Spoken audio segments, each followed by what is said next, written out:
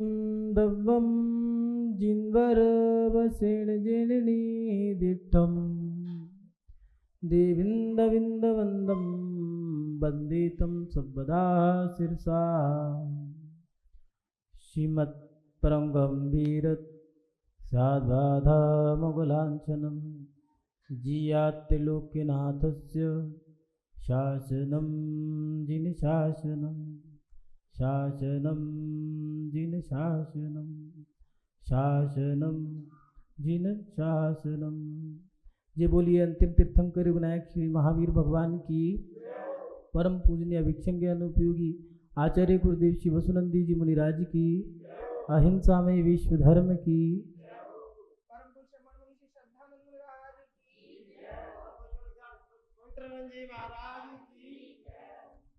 आत्म कल्याण के इच्छुक सभी उपस्थित धर्म प्रेमी पुण्य आत्मा एवं महानुभाव, जो सच्चे देवशास गुरु का भक्त है, वह व्यक्ति अपने जीवन में उनकी सेवा करना चाहता है और उनकी सेवा करके अपने आप को धन्य मानता है।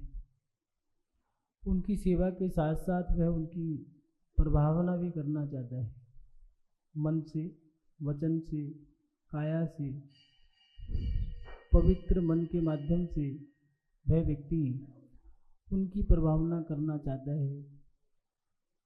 और प्रभावना करने के लिए वो मंदिर बनवाना, मान स्तंभ बनवाना, इसके साथ साथ संत निवास बनाना, शास्त्रों के लिए लाइब्रेरी बनवाना या फिर बड़े बड़े अनुष्ठान कराना, ये सब कार्य करता है।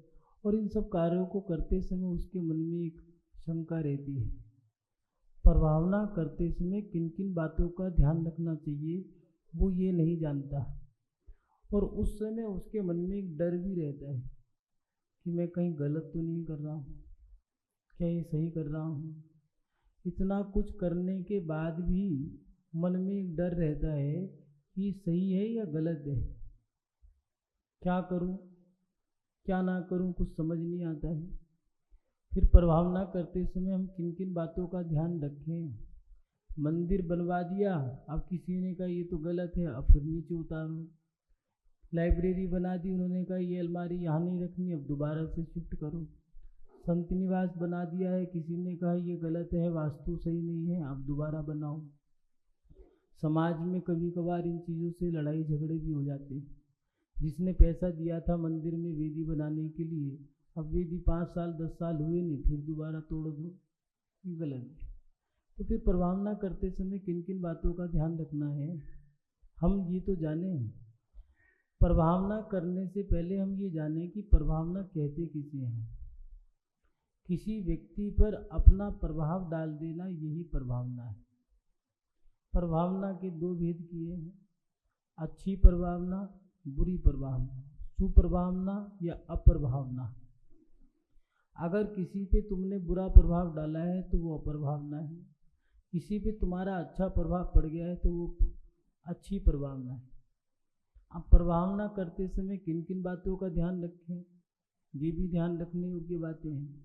ऐसा नहीं कोई भी व्यक्ति प्रभावना कर ले। प्रत्येक व्यक्ति को जैन धर्म की प्रभावना करने का अधिकार नहीं है। जो देव का भक्त है उसको प्रभावना करने का अधिकार नहीं है।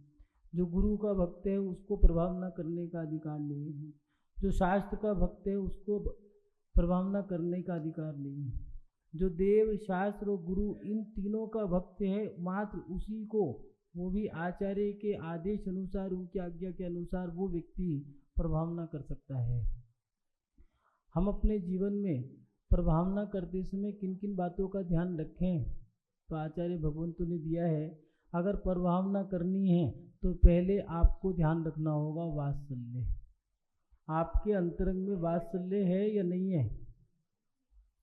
अगर आपके पास वात्सल्य है तो आप प्रभावना कर सकते हो। आपके अंदर वात्सल्य कितना है। अगर वात्सल्य नहीं है तो आप प्रभावना नहीं कर सकते। सम्यक दर्शन के 8 अंग दिए हैं, निशंकिन, निकांक्षिन, निविच्चिकित्सा, अमूढ़ दृष्टि, उपगोहन और वात्सल्य प्रभावना। अगर प्रभावना करनी है तो बिना वात्सल्य के प्रभावना नहीं हो सकती। आचार्य समन्वत स्वामी जी ने भी रत्नाकंठ शावकाचार में 8 अंगों के माध्यम से बताया है कि प्रभावना कैसे करनी चाहिए।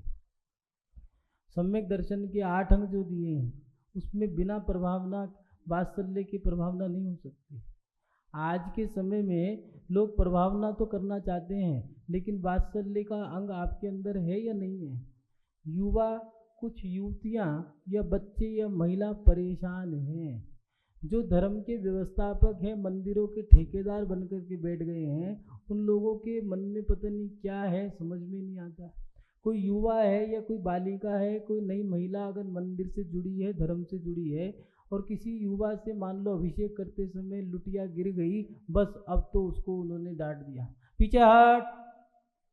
क्यों भैया, तुम क्या माँ के पेट से सीख के आए थे? तुमने भी तो किसी से सीखा ही होगा। अब उस बच्चे को आपने लताड़ दिया, डांट दिया, उस युवा को आपने डांट दिया है, क्या प्रभाव पड़ा जानते भी हो। अब जिंदगी भर वो मंदिर नहीं आएगा, भगवान के दर्शन नहीं करेगा।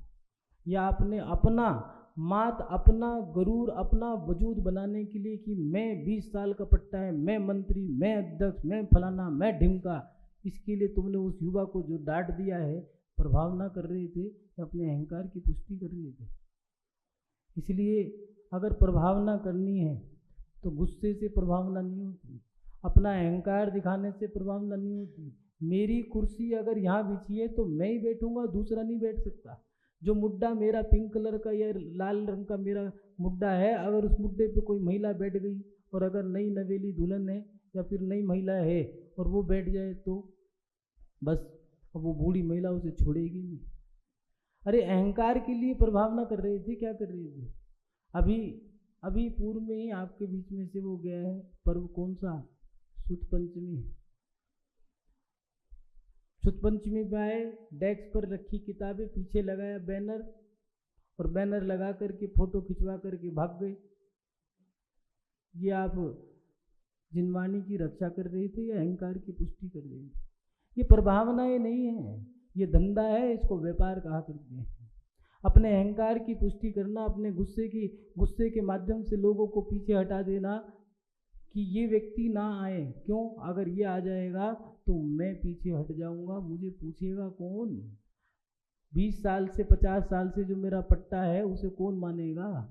इसलिए अहंकार या गुस्सा या मायाचारी, अगर कोई धर्म का अनुष्ठान करा रहे थे, अपनी बहू, अपनी बहन, अपनी बेटी, अपनी पत्नी, अपने कुटुंब परिवार का कोई सदस्य बैठा है तो उसको तो बुला लिया, आओ भैया तुम ये काम कर दो। कोई धर्म की प्रभावना में बहुत सारे काम होते हैं, मंगलाचरण करना, चितनावरण करना, पाद प्रक्षालन करना, शास्त्र भेंट करना, मंच उद्घाटन करना, या फिर चितना ये ध्वजारोहण करना, बहुत सारे कार्य हैं।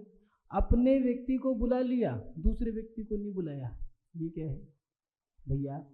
धर्म के क्षेत्र में तो मायाचारी छोड़ दो, भेदभाव, यहाँ किस बात का भेदभाव? इसलिए अगर धर्म के क्षेत्र में प्रभावना करनी है तो भेदभाव से रहित होगी, मायाचारी, ईर्ष्या भाव, अहंकार, क्रोध, इन सब से हटकर के वात्सल्य अंग के साथ आप धर्म की प्रभावना करें। इस बात को आपको ध्यान रखना है। और उसके साथ साथ दूसरी बात है निस्वार्थ भावना। धर्म के अंदर आपको अगर कुछ भी काम करना है, चाहे वो शास्त्र छपवाने का काम हो, मंदिर बनवाने का काम हो, मान स्तंभ बनवाने का काम हो, वेदी प्रतिष्ठा का काम हो, भगवान विराजमान करने का हो, चाहे अनुष्ठान हो, विधान हो, सिद्ध चक्र महामंडल विधान हो या यात्राएं हो, इनमें आपको किसी प्रकार की भी आपकी इस प्रकार की भावना ना हो कि मुझे सम्मान मिले। मान सम्मान, माला, तिलक, पटका, साफा, मंच, माला, माइक, तालियों की गड़गड़ाहट, 2100 रुपये दिए तो भी माला, तिलक, पटका, 5100 रुपये दिए तब भी माला, तिलक, पटका, 1 लाख वाले का भी माला, तिलक, पटका, जिनने 1 करोड़ दिया उसका भी माला, तिलक, पटका। अरे भैया, 2100 रुपये वाले को तुमने माला, सोल, पटका, तिलक, साफा, मुंटू तुमने दे दिया, खर्चा करा उसके ऊपर 3100 रुपये का, और उसने दान दिया 2100 रुपये का, 1100 रुपये और खा गया। उसके साथ साथ अपने पूरी कुनबे को, जो उसकी पूरी टीम थी, उसको ले आया, अपने बाप जी को, माँ जी को, दादाजी को, दादी जी को, बेटे को, पोते को फ़ोन और कर दिया है, सुनो हमारे यहाँ पर कल कार्यक्रम है, तुम भी आ जाना। क्यों? अब पूरी पलटन को साथ लिया ना, जिससे कि फोकट में भोजन है, आ जाओ, रिश्तेदारी भी हो जाएगी, खाने का खाना हो जाएगा। विधान में संख्या 50 की, भोजन में संख्या 500 की, ये क्या चक्कर है? महानुभाव, प्रभावना निस्वार्थ होती है। आचार्य श्री विद्यानंद जी कहा करते थे कि धर्म की प्रभावना करनी है तो निस्वार्थ भाव से करो। अगर धर्मात्मा लोग ही नाम लेने लग जाएंगे, नाम लिखने लग जाएंगे, तो फिर धर्म के अंदर निस्वार्थ रह क्या गया है? प्रभावना निस्वार्थ भाव से करके तो देखो। लोग कहते हैं आज के समय में नौजवान युवा पीढ़ी आगे नहीं आ रही। अरे आएगी कैसे? 1 घंटे के अभिषेक में तुमने 3 घंटे लगा दिए, 3 घंटे की विधान में तुमने 6 बजे शुरू करके 9 बजे पूरा होना था, 12 बजा दिए। उसमें हुआ क्या है? ना तो मंत्रों का उच्चारण हुआ है ठीक से, ना पूजा हुई है, ना विधान, बस माला तिलक पटका, माला तिलक पटका, माला तिलक पटका। जिनने 2100 दिए उसका भी तिलक पटका, जिसने नहीं दिया उसका भी तिलक पटका। अरे भैया थोड़ा मर्यादा रखो, निस्वार्थ भाव से करो तो सही। सरकारी स्कूलों में जाओगे, जब हमने पहला बिहार करा था तो गुरुजी ने जब पहली बार बिहार कराया था तो कहा था कि बेटा सरलता और सहजता से जीना, बस बिहार करा दिया। हमने कहा कैसे करेंगे, कैसे जिएंगे? ना मोबाइल, लैपटॉप, घोड़ा गाड़ी, बर्तन भांडे, चूल्हा चौका, नौकर चाकर, कुछ भी नहीं है। कोई ब्रह्मचारी कर्मचारी बिल्कुल शरीर से भी नंगे हैं, बाहर से भी, अंदर से भी, हर तरफ से नंगा करके बीच चौराहे पे छोड़ दिया। जब जा रहे थे तो बस पीछे कमंडल दिया और कहने लगे कि जा रहे हो सरलता और सहजता से जीना, और कहने लगे जब जाओगे तो पीछे लौट के जरूर देखना एक बार। ठीक है, हम जाने लगे। जब गुरुजी चले गए, हमें बाहर तक छोड़ने आए थे पूरे संघ के साथ। जब चले गए तो हमने देख लिया पीछे लौट करके, तो उस पर लिखा था सेवार्थी आइए, शिक्षार्थी आइए और सेवार्थी जाइए। हम समझ गए कि गुरुकुल में आना है तो शिक्षा अध्ययन करने के लिए आना। और उन्होंने इतनी बढ़िया बात हमें दे दी, शिक्षा दे दी कि पीछे मुड़ के देख लेना, उस पर लिखा था कि जाना है तो सेवार्थी जाइए। अगर धर्म की प्रभावना करनी है तो सेवा के लिए करना, धर्म की प्रभावना नाम के लिए मत करना।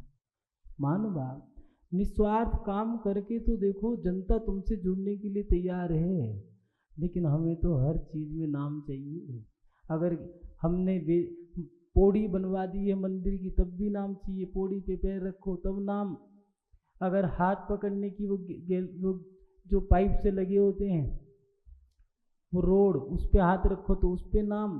खंबे पे हाथ रखो तो खंबे पे नाम। पंखा चल रहा है तो उस पे नाम। दीवार खड़ी कर दी तो उस पे नाम। फर्श लगा दिया तो उस पे नाम। बेदी लगाई तो उस पे नाम। भगवान को बिठाया कमल पे नाम। चंदोवा लगाया तो उस पे नाम। अपने बाप का बस चले तो भगवान के चेहरे पे ठोक दे नाम। ये तो आचार्यों की सुकृति नहीं है। महानुभाव, निस्वार्थ भाव से प्रभावना करके देखो, लाभ बहुत होगा। सबको साथ लेकर के प्रभावना करके तो देखो। रेवती रानी ने प्रभावना में किया क्या था? भगवान का रथ निकाला था। उस बौद्ध दासी से पहले रथ निकालना था। उस बौद्ध दासी ने कहा पहले रथ मेरा निकलेगा। रेवती ने कहा अगर इसका रथ निकला तो मेरा त्याग, मैं समाधि ले लूँगी। मुनि महाराज ने, देवों ने जब पूछा कहाँ जाएं, क्या आशीर्वाद दिया, कहने लगे रेवती रानी के पास जाओ। क्षुल्लक गए और देव भी गए। वहाँ पर पहले बौद्ध दासी का रथ निकलना था, उसके रथ तोड़ डाले और आखिर में अगर रथ निकला तो रेवती रानी का निकला। उसमें महावीर भगवान को रथ पे बिठा करके नगर में प्रभावना करी। तुम निस्वार्थ भाव से सेवा करके देखो, प्रभावना करके तो देखो, सारी शक्तियाँ तुम्हारे साथ ना हो जाएं तो कहना। लोग कहते हैं युवा जुड़ते नहीं हैं, युवतियाँ जुड़ती नहीं हैं। अरे तुम जोड़ो तो सही। उन्हें डांटोगे, अपना अहंकार दिखाओगे, तुम पट्टा ही नहीं छोड़ने को तैयार हो। दांत निकल गए, आंत निकल गई हैं, पैर हाथ भी घिस गए हैं, शरीर भी कह रहा है मुझे छोड़ दे, लेकिन मन नहीं कह रहा कि मैं पद छोड़ दूं। पटिया बन के बैठे हैं, कुंडली की तरह, सांप की तरह कुंडली मार के बैठे हैं। युवाओं को जोड़ने के लिए उनको आगे भी लाना होगा महानुभाव, तब जाके प्रभावना होगी। प्रभावना करते समय आपको वात्सल्य भी धारण करना है। क्रोध, मान, माया, लोभ, कषायों को कम करके आप प्रभावना करें। उसके साथ साथ निस्वार्थ भाव से प्रभावना करें। और तीसरी बात, आचार्यों का निर्देशन प्राप्त करके आप प्रभावना कर सकते हैं। बिना आचार्यों की प्रभावना आप ना करें। जो भी काम करें, चाहे मंदिर बनवाना हो, मानस्तंभ बनवाना हो, चाहे संत निवास बनाना हो। संत निवास बनाना गुरु का है। संत निवास बनाया तो हमारे लिए है, और सिस्टम सारे नक्शा आपने अपने घर का पास किया है। भैया शादी के लिए बनवाया है, घर के लिए बनवाया है, धर्मशाला बनवाई है, करा क्या है? वो संत का निवास स्थान है। संतों के अनुसार बनाओ, उसमें धंधा या व्यापार करने के लिए मत बनाओ। वो पीजी के लिए नहीं है, वो शादियों के लिए नहीं है, वो धंधे के लिए नहीं है। वो 3 लोग के नाथ की मुद्रा को धारण करने वाले साधु उसमें रहेंगे। तो उन साधु जो रहेंगे उसमें आप लोग काम करें, उनके अनुसार काम करें। आचार्यों से पूछें, क्योंकि आचार्यों के पास अनुभव है। पूज्य आचार्य गुरुदेव श्री वसुनंदी जी आज पूरे भारत में जिनको वात्सल्य के नाम से जानते हैं, अभिक्षण ज्ञानों की 12,500 गाथाएं जिनको कंठस्थ याद हैं, लगभग 2000 ग्रंथ कंठस्थ याद हैं, 16 भाषाओं पे कमान है, 50 पीछियों का संग साथ लेकर के चल रहे हैं। ऐसे आचार्य तो राष्ट्र संत विद्यानंद जी के शिष्य हैं। उसके साथ साथ लगभग 150 पंचकल्याणक करा चुके ऐसे आचार्य हैं। तो उनसे अनुभव तो लो। अनुभव ले रहे हो आप अध्यक्ष से, जिसको अपने घर में रहना नहीं आता उससे क्या अनुभव लोगे आप? जिसको अपने घर का मकान बनाना नहीं आया वो मंदिर कैसे बना देगा, संत निवास कैसे बना देगा? इसलिए आचार्यों के अनुभव लेकर के उनसे सलाह लो। आचार्यों की सलाह दी है, बच्चों की सलाह अगर लेकर के काम करोगे वो विनाशकारी, स्त्री की सलाह परलाकारी, और उसके साथ वृद्धों की सलाह लोगे तो लाभकारी, और गुरु की सलाह से काम करोगे तो अतिशयकारी होगी। मन बात आचार्यों ने दिया है कि अपने जीवन में कोई काम करो तो गुरु से पूछ के करो। इसलिए प्रत्येक चीज में देवाज्ञा गुरु आज्ञा, मान स्तंभ में देवाज्ञा गुरु आज्ञा, मंदिर बनवाने में देवाज्ञा गुरु आज्ञा, शादी भी करनी है तो भगवान से आप आशीर्वाद लो और गुरु से भी आशीर्वाद लो। बिना गुरु के तो कुछ होगा ही नहीं। इसलिए आचार्यों के निर्देशन में प्रभाव ना करें। महानुभाव, अगर आज के समय में थोड़ी सी कुरीतियाँ चल गई हैं, जो व्यक्ति आया मुंह उठाया प्रभावना शुरू कर देता है। पाठशाला चलाना, स्वाध्याय करना हर व्यक्ति का अधिकार नहीं है। जो सच्चे देव शास्त्र गुरु तीनों का भक्त है, अगर मान लो वो कहता है मैं तो इसी गुरु का भक्त हूँ, 1 नंबर का मिथ्या दृष्टि है। इसलिए जो देवशास्त्र गुरु का भक्त है और जो आचार्य जिसको पास कर दें, जिसको आपने उपाधि दी है परम भक्त, भक्त शिरोमणि फलाना ढिमका, दुनिया भर की उपाधि आपने उसको बांट दी है, वो व्यक्ति धर्मात्मा जरूरी नहीं है हो, लेकिन जिसको हमने सर्टिफिकेट दे दिया है वो धर्मात्मा नियम से होगा। इसलिए जो गुरु पास करें, जिसको आचार्यों ने कहा है, वो व्यक्ति पाठशालाएं चलाएं, वो व्यक्ति शिविर लगाएं, वो व्यक्ति अगर आपका नक्शा आचार्यों ने पास किया है, क्योंकि मंदिर के लिए ही वास्तु सिखाया जाता है, मंदिर के लिए ही ज्योतिष, वास्तु, आयुर्वेद ये किस लिए सिखाते हैं साधुओं को? आचार्य इसलिए सिखाते हैं कि संकट के समय में आप इसका इस्तेमाल कर सको। छपक की मृत्यु समाधि कराने के लिए आप उस समय आयुर्वेद का इस्तेमाल कर सको, ज्योतिष का इस्तेमाल कर सको। मंदिर बनवाने के लिए, मान स्तंभ बनवाने के लिए आप लोगों को वास्तु की स्थापना कर आवश्यकता पड़ेगी। इसलिए उन आचार्यों ने जिन्होंने हमें पढ़ाया है, जिन्होंने वास्तुकारों को पढ़ाया है, उन वास्तुकारों से बड़ा कौन वास्तुकार होगा जिन्होंने वास्तु ही सिखाया है? महानुभाव, इसलिए आचार्यों से पूछ करके, सलाह करके आप धर्म की प्रभावना करें। चाहे वो मंदिर बनवाना, मान स्तंभ बनवाना, वेदी प्रतिष्ठा, पाठशालाएं, शिविर, इन चीज़ों पे जरूर ध्यान दें। महानुभाव, आज की बात आपसे जरूर विशेष कहेंगे कि आज लोग अपनी मनमर्जी के अनुसार काम करते हैं। मंदिर बनाने के बाद अगर गलत बन जाता है तो दोबारा उतारना, दोबारा बनाना समाज की भावनाओं को बहुत ठेस पहुँचता है। उनका तन, मन, धन तीनों बर्बाद होता है। इसलिए ये मंदिर कोई खिलवाड़ नहीं है। प्राचीन कमरे मुनि महाराज के अगर संत निवास हैं तो उसमें आपने टाइल लगा दी, संगमरमर का पत्थर लगा दिया।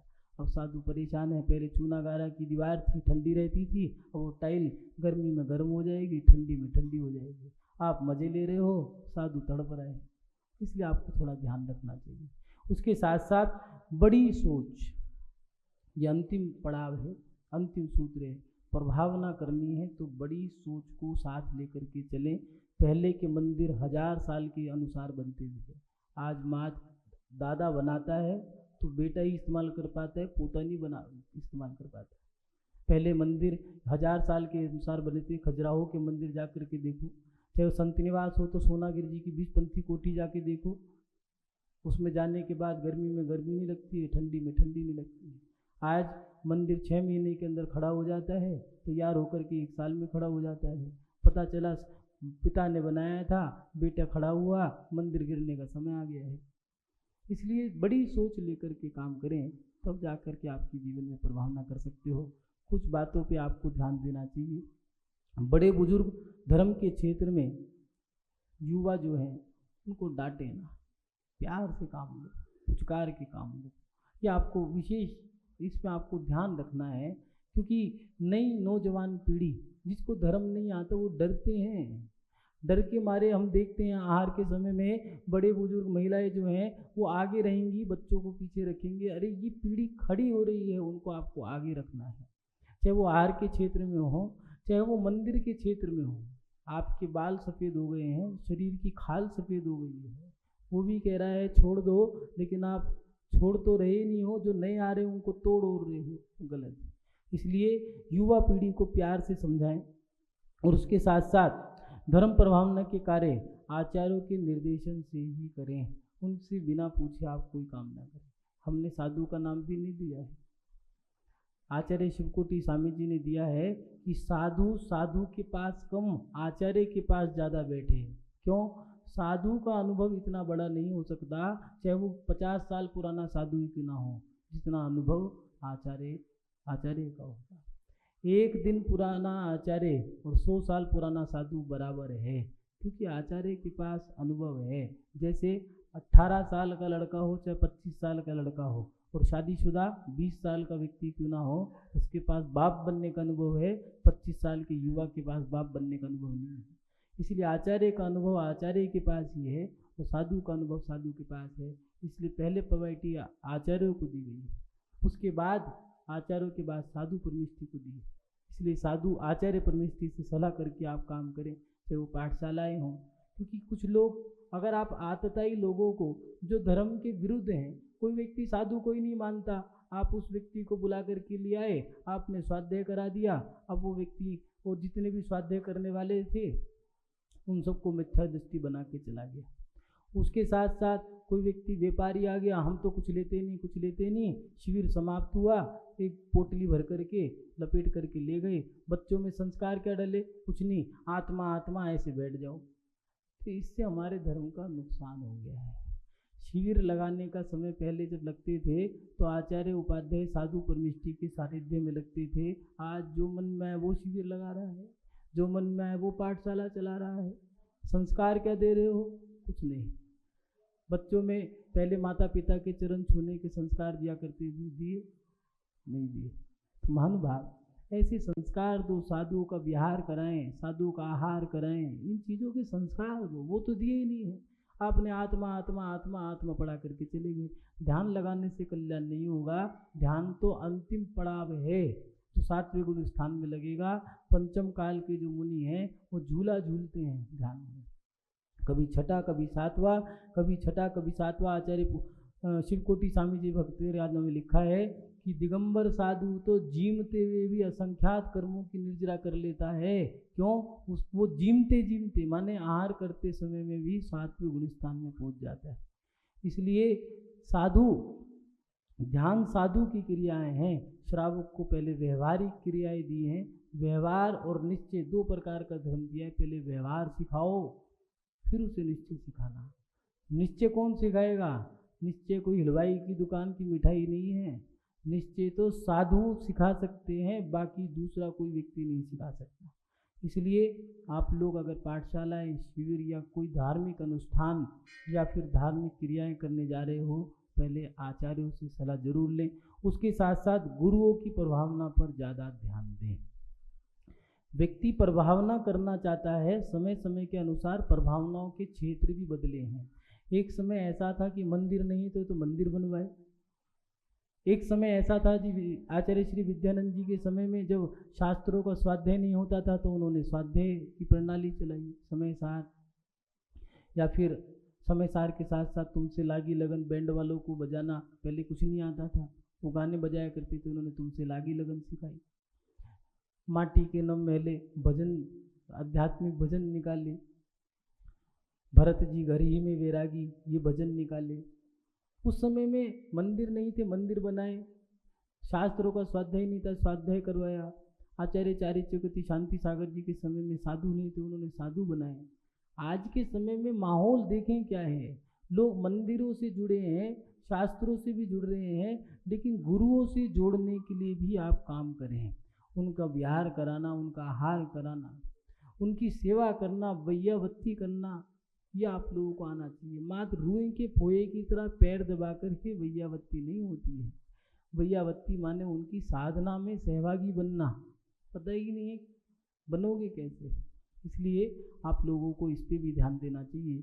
मुनियों की प्रभावना करने में भी आप लोगों को सहयोग करना चाहिए, शिक्षाएं देनी चाहिए। इसके माध्यम से भी प्रभावना होगी। किसकी? गुरु की प्रभावना। अलग अलग चीज, मंदिर बनवा के देव की प्रभावना, शास्त्र छपा के शास्त्र की प्रभावना, और गुरुओं की प्रभावना के माध्यम से तीनों की प्रभावना होती है। महानुभाव, प्रभावना करनी है तो इस पर भी थोड़ा सा विशेष ध्यान रखें, सबको साथ लेकर के चलें। आज के समय में नए नए पैटर्न चल गए हैं, नई टेक्नोलॉजी आ रही है, नए पैटर्न चल गए हैं। अपनी कॉलोनी बना ली, एक कॉलोनी में मंदिर बना दिया, मंदिर बनाने के बाद 10, 20, 40, 50 लोग वहाँ पर आ गए हैं, कॉलोनी बच गई है। ठीक है भैया, अपना अभिषेक करो, अपना पूजा करो, अपना पाठ करो, अपना विधान करो, ज़्यादा हो तो अपनी रथ यात्रा निकाल लो। गलत है। सबको साथ लेकर के अपना धर्म आपको आगे बढ़ाना है, सबको साथ लेकर के प्रभावनाएं करनी है। अगर हर जगह रथ यात्रा अलग अलग निकलेंगी, 10 मंदिरों की रथ यात्रा 10 जगह निकली, अगर एक जगह निकालते तो 10 रथ निकलते, 50 बग्गियाँ निकलती, कितने घोड़े होते, कितने हाथी होते और कितनी जनसंख्या होती है। बस 10 मंदिरों को आपने 10 जगह बांट दिया, बचा क्या? एक मंदिर में 100 आदमी है, क्या नहाएंगे, क्या नचाएंगे, क्या खाएंगे? 1000 आदमी मिलते तो लोग देखते, प्रभावना होती। इसलिए सबको साथ लेकर के प्रभावना करें। धर्म की प्रभावना करने के लिए प्रत्येक व्यक्ति लायक रहता है, लेकिन प्रत्येक व्यक्ति को धर्म की प्रभावना करने का अधिकार नहीं है। जो गुस्सा करते हैं, क्रोधी हैं, अहंकारी हैं, मायाचारी, लोभी हैं, जिद्दी हैं, अड़ियल हैं, हटियल हैं, ऐसे व्यक्ति धर्म की प्रभावना ना करें। अगर ये व्यक्ति धर्म की प्रभावना करेंगे तो धर्म की प्रभावना नहीं, अप्रभावना होगी। क्यों? क्योंकि धर्म की प्रभावना करनी है तो पहले वात्सल्य होना जरूरी है, तब जाकर के प्रभावना होगी।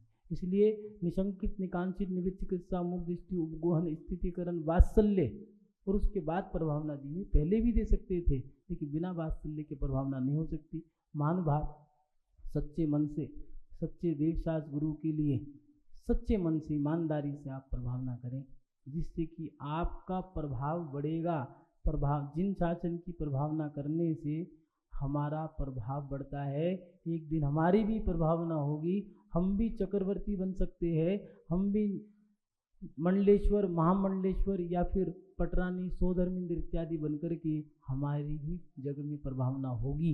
इसलिए जिन शासन की प्रभावना करें और उस प्रभावना में तन से, मन से, धन से जैसे सहयोग बने वैसे आप सहयोग करें और ईमानदारी से करें, पवित्रता के साथ करें। महानुभाव, इन्हीं सद्भावनाओं के साथ अपनी सब श्रृंखला को विराम देता हूँ। जय बोलिए परम पूजनीय आचार्य भगवंत गुरुदेव श्री वसुनंदी जी मुनिराज की, अहिंसा में विश्व धर्म की।